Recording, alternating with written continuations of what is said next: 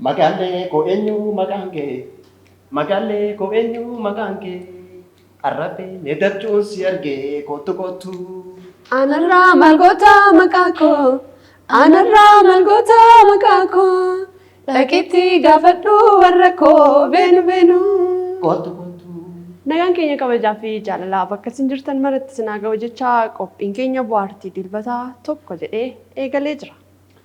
Qophii keenya bu'aartii dilbataa irraa magaalleen eegalli tokko lama sadii jennee eegallee jirra itti fufna. Egaa kuni qophii bu'aartii dilbataati. Qophiin bu'aartii dilbataa akkuma beekamu dhangaa garaagaraatti kan guutamedha. Jalqaba irratti sirba eebbisaa addunyaatiin eegallee jirra. Maarree kan itti aanummoo dhagaa kenna garaagaraa kan nama bashannansiisan nama barsiisan jennee qabannee dhiyaannee baay'eetu jira. Isaan keessaa diraamaa gabaabtuu tokko qopheeffannee dhiyaannee jira. Akkasumas immoo seenessaa gabaabduu gootota Oromoo keessaa nama tokko kan ta'e irratti kan xiyyeeffate tokko isas qabannee jira. Kana malees seenessaa sheekoo Oromoo yeroo baay'ee akkasumas immoo mammaaksa sheekoo oduu durii baay'ee fayyadamuudhaan kan itti fayyadamudha. Nullee isaan keessaa kana tokko sheekoo qabannee dhiyaannee jira. Kana qofaa miti qophii quba qabdullee kan ittiin bohaaran irraa baratan akkasumas immoo ittiin bashannanan qabannee dhiyaannee jira. Hanga xumura qophii keenyatti nu faana turaa turtiin keessan bu'aartii JMN faana haa ta'u isiniin jenna. Egaa kabajamtoota daawwattoota keenya qophii kana qopheessuun immoo kan isin waliin turu ani Lubee Girmaati.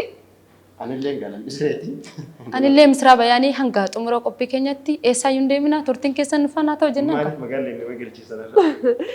Egaa magaalleedhaanidha kan nuti jalqabne akkuma hundumtuu beeku egaa magaalleen sirba eebbisaa addunyaa artistii keenya hedduu jaallannudha. Gara seenaatti yoo deebine egaa seenaan isaa baay'ee akkatan du'a isaatiillee akka namatti ulfaatudha jechuudha. Eebbisaa addunyaa yeroo yaadannu gaa sirba qofaanii miti eebbisaa addunyaa wallisaa qofaa miti akkasumas goota Oromooti. Eebbisaa addunyaa gaafa kaaftu waa'ee goota Oromoo yaadatta waa'ee seenaa Oromoo yaadatta. Kanaaf sirba eebbisaa addunyaa kamuu haa ta'u kajaallatti haa ta'u qabsootti gaafa dhageessu maquma eebbisaa addunyaatu gaafa dhageessu waa yaadattu jiraatu sanumaaf waa malee magaallee illee galleechuu daawwatu. Sirba kana garuu ani kan itti yaadadhe yeroo baay'ee kaa ammayyummaan bara keenya keessa baay'ateetudha kan inni jiru jechuudha. Bara sana garuu sirba kana yeroo sirba magaalli koo eenyu maqaan kee jedhee sirba mitiire kana jechuun maqaa ishee gaafachaa jira. Mucayyoon kun maal jettee dhaqiitoo warra koo gaafadhu jettee ni jirti. Bara sana safuutu jira, aadaatu jira. Maqaa ishee illee himachuudhaaf gara warra isheetti riifarii argisiiste jechuudha. Dhugaadha. Kana qofaa miti artistoonni Oromoo baay'eetu jira.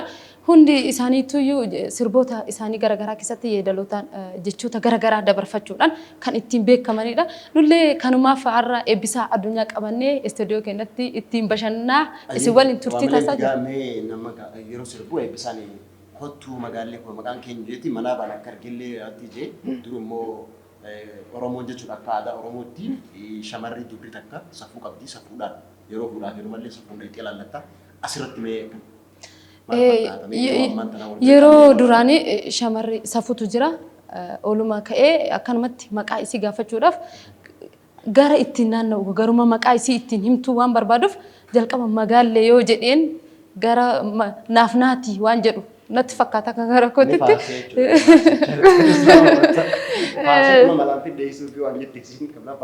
Sirriidhaan egaa. Akkasuma waan biraati jira kan ergaa biraa qaba. Ergaan akkuma misruun jette ta'ee wantichi garuu garaagarummaa ammaaf gidduu jirutti immoo gaafa deebinu amma xiqqoo dhiibbaan tokko tokkoon jira gara gaa'ilaatti immoo gaafa finnu namoonni akkuma jira mitiire duratti namoonni akka seera qabeessatti akka duudhaa Oromootti cidhaan wanta garaagaraa godhanii maatii wal barsiisaniitudha mitiire kan isaan akka safuu fi aadaa isaa eeggate kan isaan wal fuudhan walitti illee heeruman jechuudha. Bara kana garuu maaltu ta'ee namoonni wal jaalatu walitti haasa'u mana tokko keessa jiraatu. Akkuma kana immoo lolli baay'achaa dhufee jira. Gaa'illi illee diigamuun dhibbeentaan akka addunyaatti gara dhibbeentaa 50tti dhufee jira. Kana jechuun namni wal fuudheetuma walii haa jira jechuudha. Wal fuudhaa wal hiikaa. Maalirraa dhufe jennee gaafa laallu kuni akka sadarkaa addunyaatti namoonni wal fuudhanii walii kan dhibbeentaa 50 ga'an jechuun namni addunyaa kanarra jiraatu parsantii walakkaa ol wal fuudhee walii kee jechuudha. Kanaafuu Furmaanni yeroo wal fuudhu jalqaba silaa safuu Oromoo san kabajee aadaa fi duudhaa ganamaa san eegee yeroo wallaallatu illee dubbii Oromoo sin jettee akka ammaa kana gartee waliin hin jiru jechuudha. Jaalallee fi maaliin hin jiru. Kanaafuu duudhaa ganama san eeguu qabna gara duudhaa ganamatti deebi'uu qabna jechuu qabna kan nullee hordoftoota keenyaan maaliif duudhaan ganamaa hoo jiraate namni bultii isaa diiguudhaan gara akkuma salphatti bultiin namaan deegamu wantoota safuun duraanii duudhaan safuu duraanii sun waan badaa dhufeef bultiin namaas akkasumas diigamaa dhufe. Kanaafuu kabajni bultii keessatti ati waliif qabdu baay'ee hir'ataa waan dhufeef kanarrumaa irratti wanta tokko lubeen osoo jettee bee. Daawwattoota keenyatti gaasa bal'inee jiranitti fakkaata. Ammayyummaan gaarii ta'etu jiru. Ammayyummaan kamiyyuu daangaasaa yoo eeggatu wanti hundumtuu bakka isaa ganamaatti yoo deebi'ee natti tolaasa jedhuun cufna. Hora kanumaan jennee egaa qophiin bohaartii keenya dilbataa immoo waa hedduu keessaa qaba gaarii misiraan tuttuquu yaaddee jirti. Asumaanuu waan itti aanu dabalu. Akkuma beekamu dhangaa garaagaraa qabannee dhiyaannee jirra jennee jirra. Isaan keessaa amma immoo diraamaa gabaabaa wayii qabannee jirra. Aartiin waan ta'etti baay'ee gidduu kana aartiin baay'eetu kun waamaa jirti. Keessumaa foolaaf lubee. Aartiin waan ta'etti daawwattoota keenyaa diraamaa gabaabduu qopheeffannee jirra. Daawwanni walitti haa deebi'u. Adoobsa akkamii? Akkamati? Akkam? Nagaa. Nagaa olmaan akkami? Nagaa. Eessaa baatisin? Hojiin dhufaa bira. Hojiin ta maali? Si bilbilan kaastu? Guyyaa walga'iirran ture yeroo sanii. Walga'iin ta maali? Maaf hin deebisite? Tami wali? Hoggaa jettu ta maali? Ta nadheeniiti moo? Ta hojiiti? Afaan akkam haasawaa eegaltisa? Ati afaan akkam barte? Arraba kana si dheeressee jira immoo afaan kana si cabsa gaaf tokko yeroo nalaa dhufu lolaan na simatiin. Qubaan na qabadhu na cabsuu miti mee haati ta'e misideesse? Akkam? Suma si deesse jechuun? Mee qubaan na qabadhu na garta? Qubaan na qabadhu? Maali qubaan na qabadhu jechuun akkam barbaadda? Sumaan dadhabe. Bakki inni deemu hundatti nadheentu itti baay'ata. Hojii jedhee oola.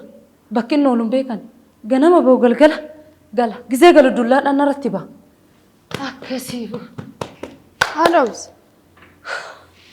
obsaa. Yoo.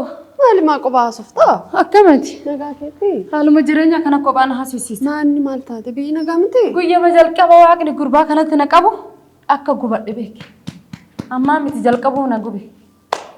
Daamee haadha obsaa. Obsa godhadhu. Oromoon maal jedha seete? Namni obsuu mixii qalee onnee baasaa jedha. Mana keessatti immoo aga haadha manaa taatee jirtutti waan hundumayyuu utuu hin argiin miti utuu ija keetiin agarteeyyuu obsuudha qabdu. Yoo agarteeyyuu akka nama hin argiinidha kanatti ta'uudha qabdu jechuudha. Amala dhiiraa keessatti dhiiraaf obsa godhattee waan hundumaa jaalala itti agarsiistee yoo jettee jechuudha. Dhiirri isa ati gaafatte miti utuu ati hin gaafatiin waan garaasaa keessa jiru waan sammuusaa keessa jiru hunduma isaa guureessitti. Obsa godhadhu haadha obsaa. Ashika. Wanni isin jettu kun dhugaa ta'ettiyyuu dhiirri yoo itti inni alaa galu fuula bareechitee gammachuudhaan waliin taphattee fuula nagaan yoo eegde akkam jijjiiraminna laata? Akkas godhu wayi? Akkasin godhaa. Godhawsa akkam? Nagaa akkam? Akkamati? Jirta? Eessaa baatesi? Amma hojii dhufaa bira. Maaliif maal daddaalachatee illee? Dhugaa hin daalachaadhe. Daddaalachuuf tapha? Akkamire? Akkamati? Ara namatti tola. Waan nyaattesi? Nyaadhaan jira garuu xiqqoo. Mee bunuma wayii bishaanuma illee taate yoo akka tasaa.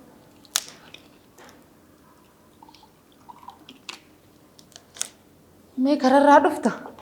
Bishaanuma kanallee taate dhugi. Yoo dadhabde. Akkamati silaa? Hojiin akkameera? Bareedu maal? Maalisi maal? Har'a koo na bareedda akkamarra. har'a moo? Baddurumayyuu. Simaa kanatu na laalle malee. Ima bareeda. Akkamiree? Akkamati? Akkamii olmaan? Olmaan akkana. Maan gala beektaan dadhabee galgala konkolaataan argamu cinqii beekta. Atummaan nagaan naa galuudha waan barbaadu. Gizima feete gal nagaumaan manatti naa gal. Akkamii har'a? Akkamiree olmaan si tolee jira ree? Har'a hin beeku akkanumatti. Reefu ammoo qalbii xiyya keessa yaadaatu waan dhufe? Mee akkamuma na yaadde? Si dubbadhe illee gadhiifama. Mee maaluma na dubbatte? Abbaa gaaddisaa walii wal garree? Eessi. Ati haadha manaa gaarii mana qabda galgalallee yeroo galte bakka fuula ifaan simatti maal jeenatti hime? Dubbii masa. Anis yeroo san kaa'adha duraan isa yaadadheetuma. Eessi. Jeeni garaa xiyya keessatti jee dhiifama gaa. Dhiifama sillee abadhe. Akkasii gaarii. Hayya Samiira. Samiiraan gorsituudha. Gaafa biraa ammoo walitti sinin naqa. Samiiraan waa hunda jechuu dandeenya. Samiiraan. Ayyaga akkuma wantoota jeeminni paartii keenya dhaabbata irraatiin ammoo waa hedduu barattanii ittis bu'attanii jennee abdanna. Asumaan qophiin itti aantu maal qabna miidha. Dhangaa hedduutu hagana fakkaate. Ni eegalle malee. Sirriidha. Daawwattoota keenya seenessa gabaabaa qopheeffanneetudha kan nuti jirru. Seenessi keenya guyyaadha. Maalirratti eenyurratti xiyyeeffate isa jedhummoo walumaan kan daawwannu ta'a. Daawwannee walitti haa deebinu. Turtiin keessan ammallee nu waliin haa ta'u.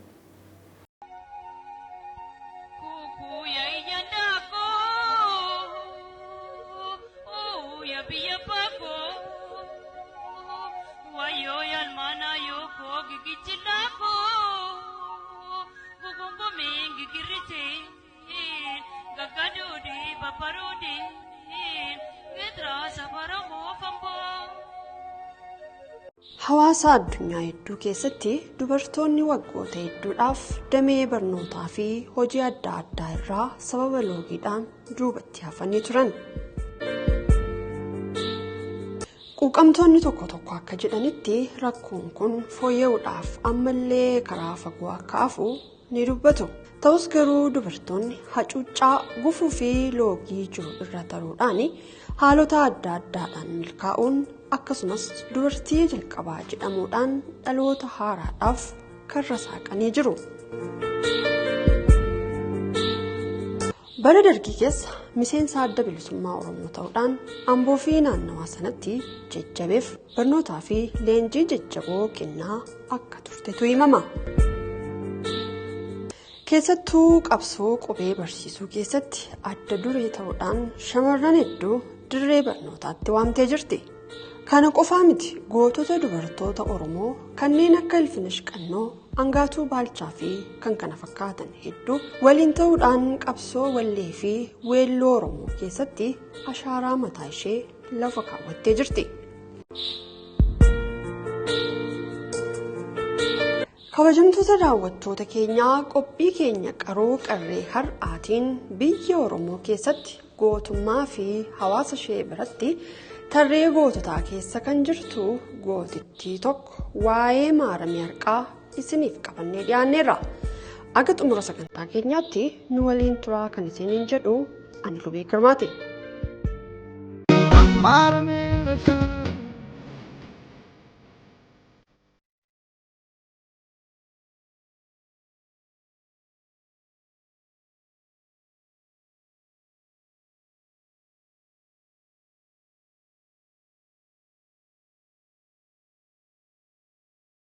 Xumura bara 1950 keessa ture lixa Oromiyaa godina Wallagga Bahaa aanaa Gobbuu Sayyootti dhalatte. Maaramee Harqaa umurii daa'imummaa ishee irraa eegaltee xiiqoftuu amala qabeettii nama dhugaa dubbattuu fi karaa shiraan dhufetti ammoo tole kan hin jenne kan tuttuqaa hin jaalanne waan hundi kan irraa miidhagu faaya Oromoo turte.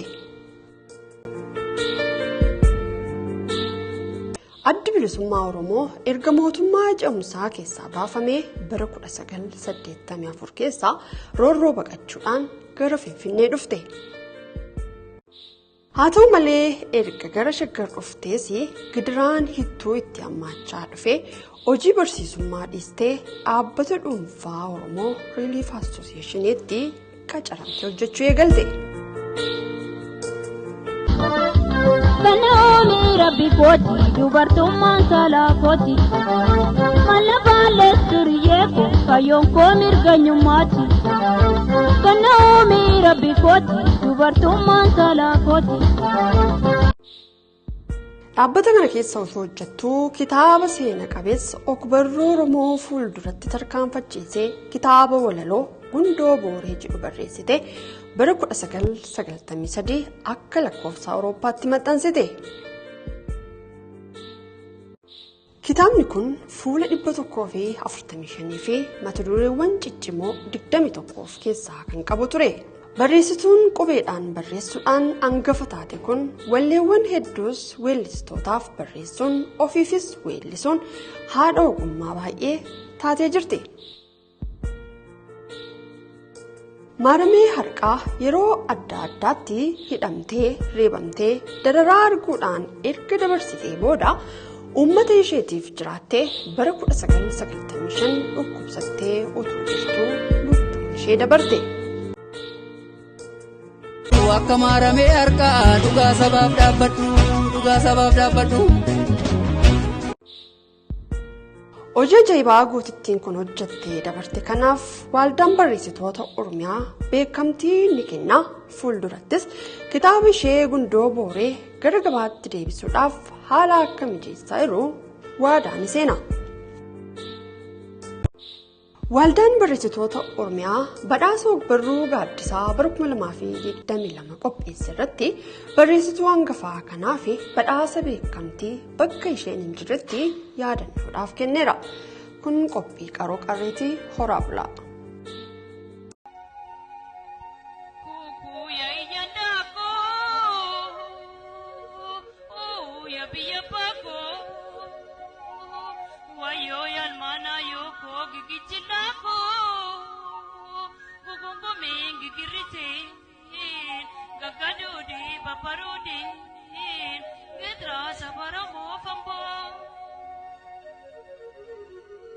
Gotawan kufan sina kamisa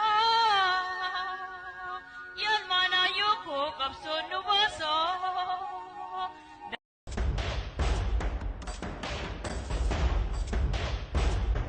Egaa hordoftootaa fi daawwattoota keenya kuni kan isin hordofaa jirtan qophii bohaartii dilbataa JMN irraa isin bira ga'u yeroo hundumaa hamma immoo dhandhamni keenya akkuma beekamu itti fufaa jira. Dhandhama keenya kan biraatiin sheekota jira afoolota garaagaraa qabna. Oromoon nuti ijoolleen keessumaafuu ijoolleen Oromoo manguddoota jalatti guddanne waa'ee afoolotaa sirriitti beekna jennee yaadna. Mee isin lubee fi lammii keessa namni tokko waa'ee afoola kana yookaan immoo sheekoo kana waa tokko nu jedhaati hordoftoota keenya. Namni manguddoo jala guddate kan beekamu nu ta'edha lubee namni. Ani manguddoo jalatti hin guddadhe. Manguddoo jalatti hin guddadhe garuu lammiin nutti taa'e. Garuu manguddoo jala guddatte anaa isinitti immoo afoola tokko sheekota akkan isinitti hima. Sheekota garuu wanni kun qabatamaa ta'uu danda'a. Dur janda jechuudha baadiyyaatti jechuudha. Namichi karaa deema beekta aduun itti dhiite osuma deemu warra baadiyyaa tokko dhufe warra akka moltan nagaa oltan nagaa bulchaa maal jenni nagaa gaafatee manni karaa biitti gaarii beektaa mere warra baadiyyaa akkatti nama jaalata. Manni karaa biitti seenii buli maal jenni ammani seenee akkuma keessummaa tokkotti keessummeessanii nyaatanii dhiyeessanii fi nyaatanii dhugee amma garee hirriba deemuu jira. Kanaafuu iddoo immoo beekinni gaala namichi keessummeessu kun xiqqoo nama yaala wayii yookaan immoo nama durii jechuun nama tokko jira mire akka carraa ta'e immoo haati warra manaa suni bareedduudha baay'ee bareedduudha. Achi namichi ijaallaan irra buutee egaa keessummaadha yeroo takka haadha manaa keessummaadha nama qabneetti mire laalee mala dhawatee ammoo akkam godhiin haadha manaa dubbisuu danda'a yookaan immoo akkamitti gaadhu bara dursa silkiin isin jirtu ni beektame. Keessummaa mateetu iyyuu. Keessummaan wanti akka kan jettu keessummaan takka taatee waan qabne achi ijiirrama buutee yeroo leerri baagee amma sanattis iddoo isaa dhaqe keessummaan bakka keessoo qaba warra baadiyyaa beekta ciisanii warra illee asin ciisaa warra baadiyyaa isin jedhin jira. Ala immoo mooraa jira mooraa horii warra dur horii qabame warra baadiyyaa horii immoo qaba. Achi mala dhawatee namichi mala dhawatee maal godhuun qabachee yaati.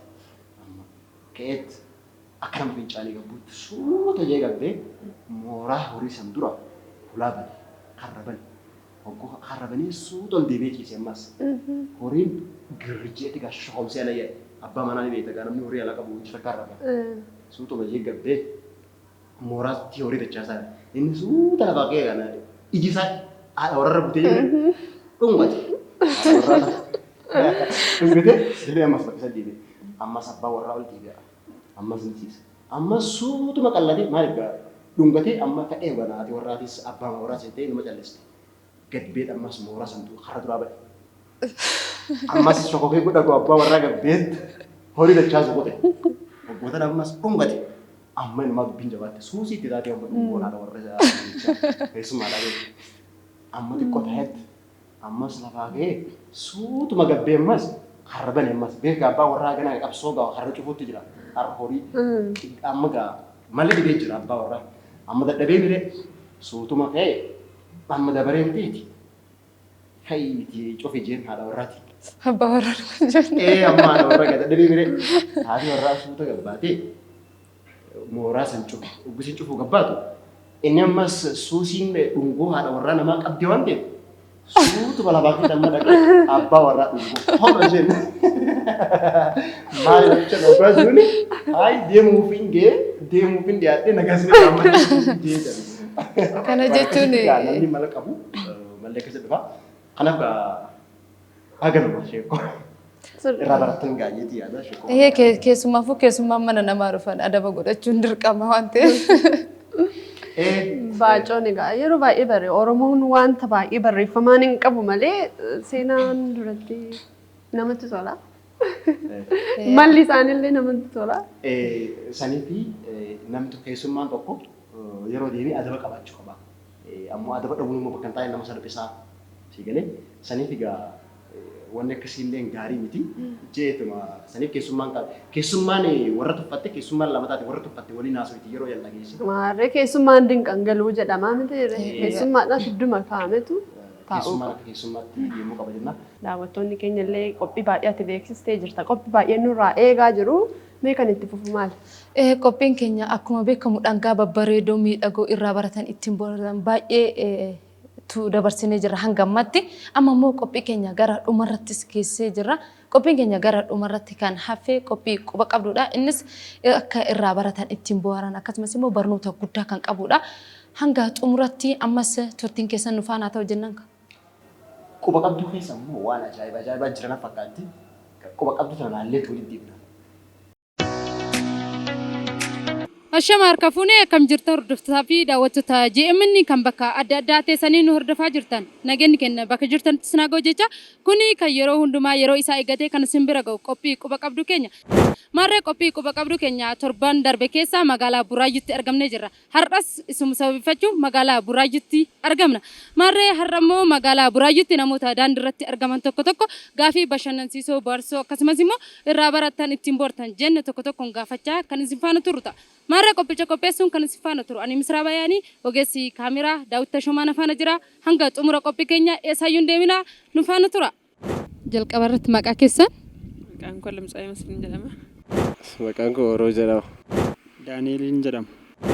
Maqaan koo Saamson Ambisaati. Maqaan koo Yeesuu jedhama. Maqaan koo Taaddasa Takkaan jedhama. Deemsi gala hin qabne eessaadha? Deemsi gala hin qabne eessa? Karaadha. Maal galuun hin danda'u karaadha? Du'aadha. Deemsi gala hin qabne eessaadha? Du'a kaamaadha kun beekamaadha. Deemsi gala hin qabne eessaadha? Deemsi gala hin qabne eessadha? Du'a. Deemsi gala hin qabne eessaadha? Deemsi gala hin qabne du'a. Deemsi gala hin qabne eessaadha? Du'adha. Deemsi gala hin qabne eessaadha? Deemsi gala hin qabne. Yaali. Hin beeku. Deemsi gala hin qabne eessaadha? Deemsi gala hin qabne du'a taala. Magaalaa guddoo Itoophiyaa halkan tokkoof taate borumtaaf irraa kaafamte. Magaalaan tun Oromiyaa keessatti argamti. Oromiyaa keessa guddina kami? Adaamaadha. Hin beeku dhagalas. Eessadha. Magaalaa Finfinnee keessa? Finfinneen magaalaa guddoo Itoophiyaati. Itoophiyaatti. Ani hin beeku. Magaalaan guyyaa tokkoof magaalaa guddittii Itoophiyaa taate borumta irraa kaafamte. Magaalaan tun Oromiyaa keessatti argamti. Oromiyaa keessa guddina kami? Finfinnee dhagaa. Finfinneen magaalaa guddoo Itoophiyaati kan mallee. Ta'us ittiin jirtu kaa. Kabiraa kamtu jiran? Ambeen amma abbaa magaalaa guddaa ta'ee jiru. Isin guyyaa tokko qofaaf magaalaa guddoo Itoophiyaa taate borumtaaf immoo irraa kaafamte. Magaalaan tun Oromiyaa keessatti argamti. Oromiyaa keessaa guddina kami? Beekne akkana. Beekne ibseera. Finfinnee dheeraa. Finfinnee amma ittiin jirtu. Kanuma kaa. Itoophiyaa keessatti guyyaa tokkoof magaalaa guddittii Itoophiyaa kan taate magaalaan tun Oromiyaa keessatti argamti. Guyyaa tokko qofaaf magaalaa guddittii Itoophiyaa taate borumtaaf irraa kaafamte. Magaalaan tun Oromiyaa keessa guddina kamitti argamti? Finfinnee. Finfinnee bulchoo Adaamaa. Lakki. Gaaficha irraa deebi. Itoophiyaa keessatti magaalaan guyyaa tokkoof magaalaa guddittii Itoophiyaa taate borumtaaf irraa kaafamte. Magaalaan tun eessatti argamte Oromiyaa keessaa guddina kami? Godina Jimmaa.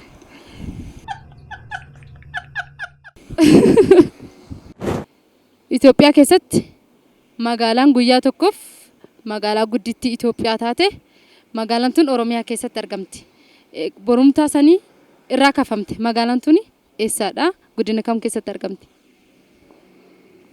Magaalaa Gidaamiiti.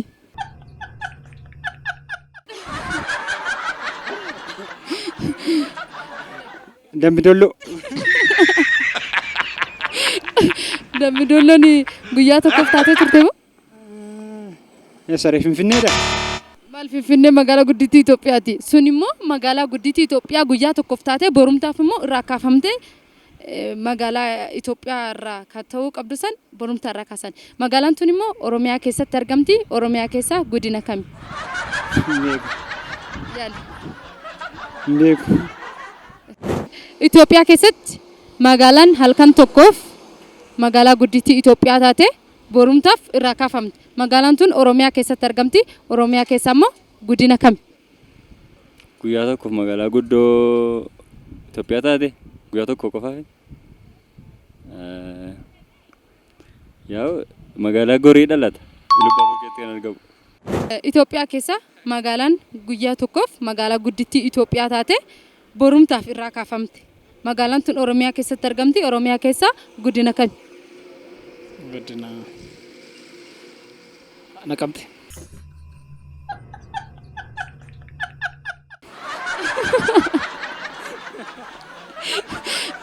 Maal Naqamtee guyyaa tokkoof taatee turte moo? Yes. Nayyaara. No beddel. Itoophiyaa keessatti magaalaan guyyaa tokkoof magaalaa guddittii Itoophiyaa taate borumtaaf irraa kaafamte. Magaalaan tun Oromiyaa keessatti argamti. Oromiyaa keessaa guddina kami?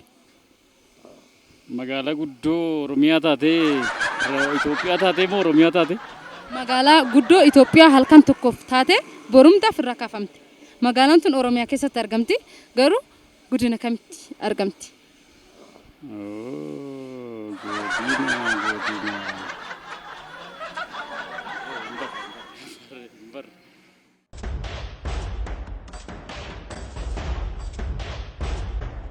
Walitti deebinee jirra egaa kabajamtoota daawwattoota keenyaa qophiin keenya simbira gahaa ture qophiin quba qabdu egaa kana fakkaata ture egaa namoonni baay'een beekumsa waliigalaa wantoota beekuu qabnu hedduu wantoota beekuudha qabna jennee nu barbaachisu beekuudha qabna amma lammii tuni maqaa gootota Oromoo sadii naa waamisiin jedhe naa waamta. Oromoo sadii kumaatama si lakkaa'u.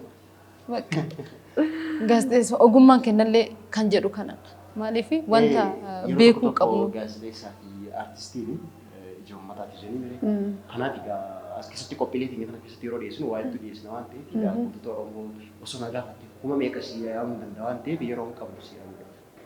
Asumaanuu cufnu. Cufnaayyee. Ayyee daawwattoota hordoftoota GMN qophii keenya bohaartii dibbataa gama dhumaatti irraan geenyee jirra. Qophii keenya bohaartii dibbataa egaa waa hedduu irraa barattan jenneeti waa hedduu dhiyeessinee abdanna. Kanaaf qophiin keenya bohaartii dibbataa gama dhumaarra geessee jirti. Qophii kana yeroo mara qopheessee kan isin dhiyeessu Adelan Misiriitii fi waa'ee Lubee Girmaatii fi akkasumas Misira Bayaan yookaan immoo maqaa qoosaatiin gaammoo maqaa torban jijjiirree egaa Samiraa jira, Taliilee jira, Roobsaa jira. Gama ogummaa kaameraatiin ammoo Ayyaantuu Mulukitaatii fi Jaallee Firaatuun waliin turanii hanga nama qophii keenyatti waan hordoftaniif galatoomaa isiniin jecha torban milkeessinee haa ta'u isiniin jenna. Koraa bulaa. Deebana.